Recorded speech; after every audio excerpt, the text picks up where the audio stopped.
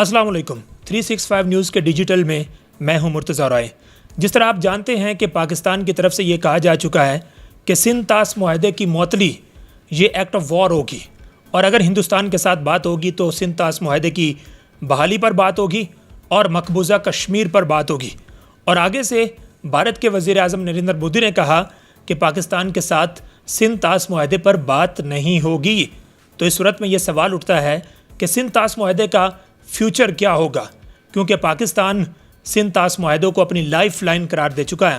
تو اس حوالے سے جانتے ہیں، ہمارے ساتھ جیو پولیٹیکل اینالسٹ ہیں اور ماہر آبی امور ڈاکٹر بشارت حسن موجود ہیں، جو کسی تعارف کے محتاج نہیں ہیں۔ ہم ان سے جانتے ہیں کہ پھر سندھ طاس معاہدے کا فیوچر کیا ہوگا اور آگے پاکستان کیا کیا سٹیپ لے سکتا ہے۔ بہت شکریہ ڈاکٹر صاحب۔ آپ یہ بتائیے کہ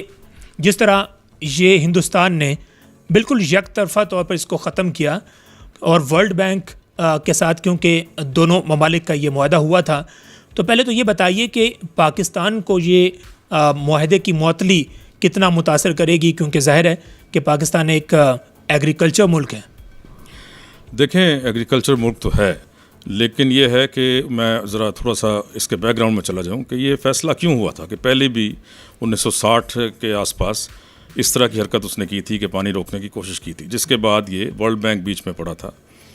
انٹرنیشنل ادارے بیچ میں پڑے تھے، اور یہ معاہدہ کرایا گیا تھا دونوں ملکوں کے درمیان کہ 3 دریا جو ہیں وہ ہندوستان استعمال کرے گا اور 3 دریا جو ہیں وہ پاکستان ان کو استعمال کرے گا، کیونکہ پاکستان لوور ریپیرین کنٹری ہے اور ہندوستان اپر ریپیرین ہے، تو اس کو تو پانی مل ہی جاتا ہے، لیکن یہ ہے کہ پاکستان کو جب تک وہ الاؤ نہیں کرے گا، تو اگر وہ بیچ میں ڈیم بنا دیتا ہے تو پاکستان کے لیے سروائیو کرنا مشکل ہوگا، یہاں قحط جیسی جو ہے صورتحال پیدا ہو سکتی ہے۔ تو یہ معاہدہ کرایا گیا تھا جس پہ ہندوستان کے بھی دستخط ہیں، پاکستان کے بھی ہیں اور ورلڈ بینک کے بھی ہیں۔ اب یہ کوئی یونیلیٹرلی اس معاہدے کو ختم نہیں کر سکتا، انٹرنیشنل معاہدے کو۔ مودی کا دماغ بہت زیادہ آسمان پر تھا اور اس کو اپنی طاقت کا بہت زوم تھا۔ کیا چند اس نے 26 یا 36 جو ہے رافیل لے لیے تھے فرانس سے، کہ اس کا دماغ آسمان پر پہنچ گیا تھا، اور وہ طاقت کے زوم میں اس نے اگلے جو بہار کے الیکشنز آنے والے ہیں ان میں جیتنے کے لیے، کیونکہ وہاں پر اس کی جو ہے پارٹی کی بہت خراب پوزیشن تھی، تو ہندو مسلم جو ہے نفرت پیدا کر کے، پاکستان کے خلاف نفرت پیدا کر کے وہ ان کو جیتنا چاہتا تھا۔ اور جس طریقے سے پہلے جب Bill Clinton president of America نے 2000 میں وزٹ کیا تھا بھارت کا، تو وہاں پہ اس نے کشمیر میں 40 سکھوں کا قتل عام کیا تھا، جس کو کہ کلنٹن نے باقاعدہ کہا تھا کہ یہ جو ہے وہاں کی اپنی کارروائی ہے اور ہندو ایکسٹریمسٹ نے قتل کیا ہے، جو کہ میڈلن آل برائٹ نے اپنی کتاب میں بھی لکھا تھا۔ تو اسی طریقے سے اب جب وائس پریزیڈنٹ نے وزٹ کیا امریکہ کے انڈیا کا، تو یہ گیم کھیلا گیا، یہ فالس فلیگ آپریشن کیا گیا اور 26 ٹورسٹ کو قتل کیا گیا، اور کوئی ثبوت نہیں دیا گیا، کوئی کسی قسم کا۔ پاکستان نے کہا کہ ہم تو اس کی امپارشل انکوائری کرنے کو تیار ہیں، کروانے کو تیار ہیں، اس میں یونائٹڈ نیشنز کر لے، کوئی انٹرنیشنل ادارہ اور کر لے، تو ہمیں ثبوت دکھائے جائیں اور وہ آ کے کر لیں انکوائری، دیکھ لیں کہ ظاہر ہے کہ انہوں نے ثبوت تو نہیں دکھائے۔ اس کے بعد براہ راست پاکستان پر الزام لگا دیا گیا اور سندھ طاس معاہدہ بھی معطل کر دیا گیا۔ ظاہر ہے کہ ورلڈ بینک نے یہ معاہدہ کرایا تھا، تو کیا ورلڈ بینک ہی ہندوستان کو بتا سکتا ہے کہ آپ یہ معاہدہ معطل نہیں کر سکتے، اور انٹرنیشنلی کوئی پریشر ورلڈ بینک کی طرف سے ہندوستان پر ڈالا جا سکتا ہے؟ فوراً ڈالنا چاہیے، اب تک ڈالا جانا چاہیے تھا۔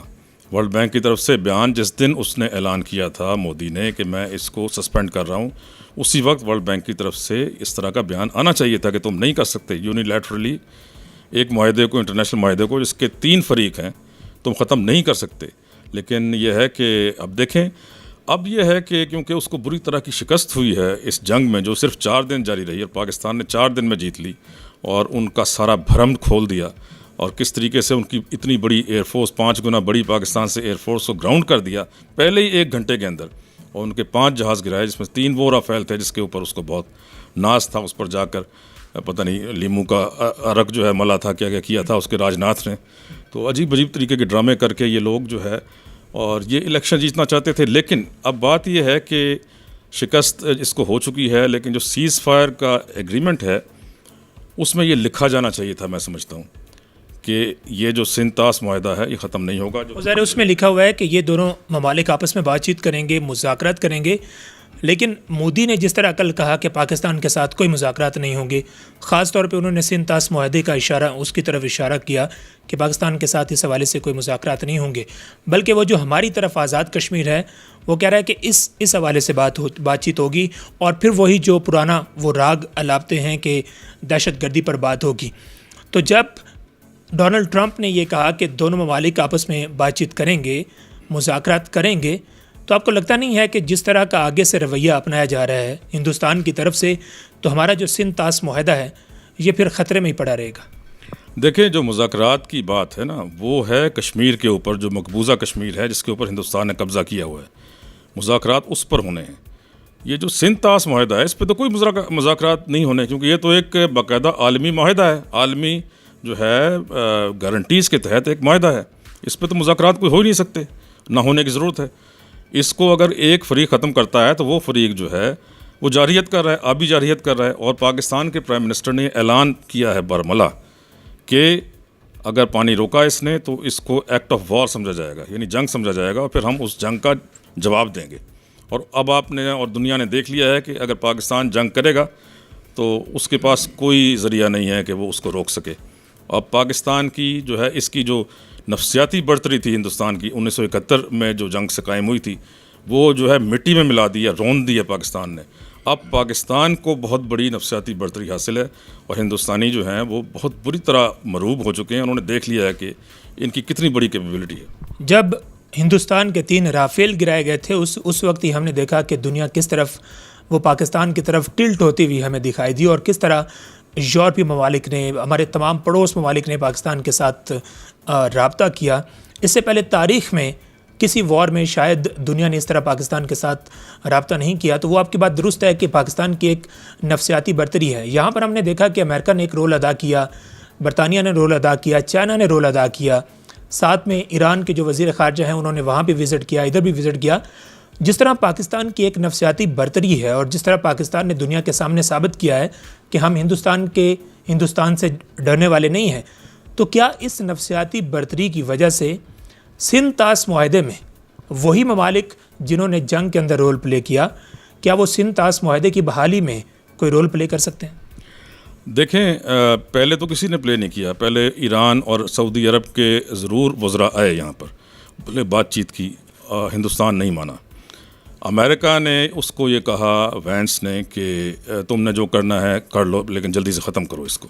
مطلب اس کو اتنا میں سمجھتا ہوں کہ یہ اجازت دی کہ تم جو سمجھتے ہو کہ اگر اس نے حملہ کیا ہے، پاکستان نے کوئی دہشت گردی کیا ہے، تم بھی جو ہے ایک حملہ کر کے اور بس چپ کر کے بیٹھ جاؤ، اس وار کو آگے نہ بڑھاؤ۔ ان کا یہ خیال تھا کہ پاکستان ایک بہت ہی کمزور ملک ہے اور یہ جواب نہیں دے گا۔ جب پاکستان نے اس کو بری طرح مارا اور اس کی 5 گنا بڑی ایئر فورس کو بری طرح 1 گھنٹے کے اندر اس کو کرپل کر دیا، بالکل گراؤنڈ کر دیا، تب ساری دنیا کو اب پتہ چلا ہے۔ اب یہ ہے کہ پاکستان کی وہ پوزیشن نہیں ہے کہ اس کا پانی بند کر دے گا یہ جو ہے چائے والا۔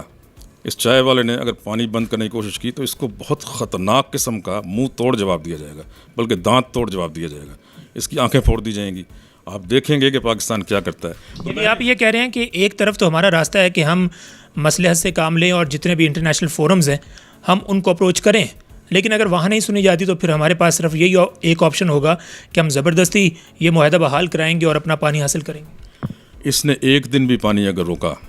اس نے ایک ڈیم بھی اور بنانا شروع کیا۔ میں آپ کو ایک اور ہسٹورک جو ہے فیکٹ بتاتا ہوں، جو کہ میں نے اپنی پریزنٹیشن میں دیا تھا ایک جگہ پر، کہ پچھلے 40 سال میں اس نے پیسہ کھلا کر پاکستان میں اپنے ایجنٹس کے ذریعے یہاں پہ سیاستدانوں میں اور بیوروکریٹس میں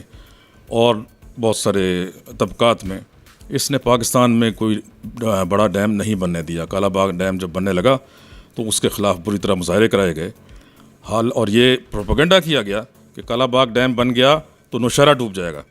جبکہ شمس الملک صاحب جو وابڈا کے چیئرمین رہے ہیں اور سی ڈی اے میں ہمارے وہ آفیسر بھی تھے، ان کو میں نے بلوایا پرائم منسٹر سیکریٹریٹ میں، ہم نے ان کی جو ہے ایک پریزنٹیشن رکھی۔ انہوں نے وہاں پہ بتایا کہ میرا اپنا تعلق نوشہرہ سے ہے، میں خود نوشہرہ کا پٹھان ہوں، اور یہ بالکل جھوٹ پروپیگنڈا ہے کہ نوشہرہ ڈوب جاتا۔ نوشہرہ نے بالکل نہیں ڈوبنا تھا،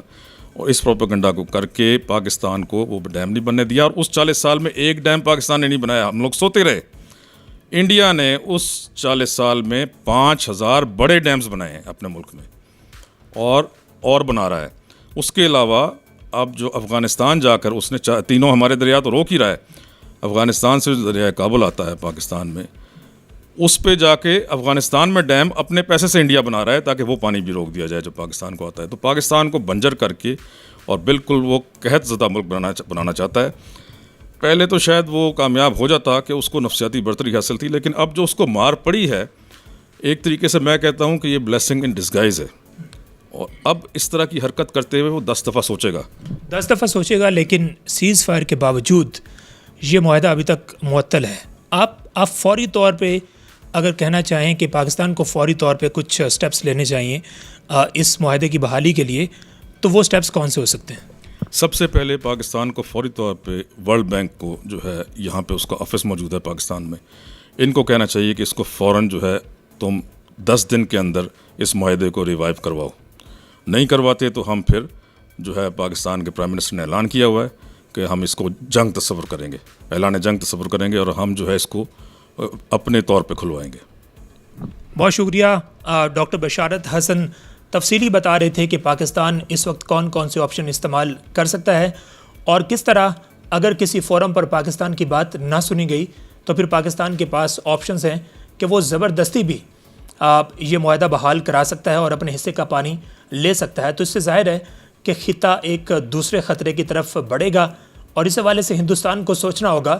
کہ پاکستان سندھ طاس معاہدے سے پیچھے ہٹنے والا نہیں ہے۔ تو یہ صورتحال کہیں ہندوستان اور اس پورے خطے کے لیے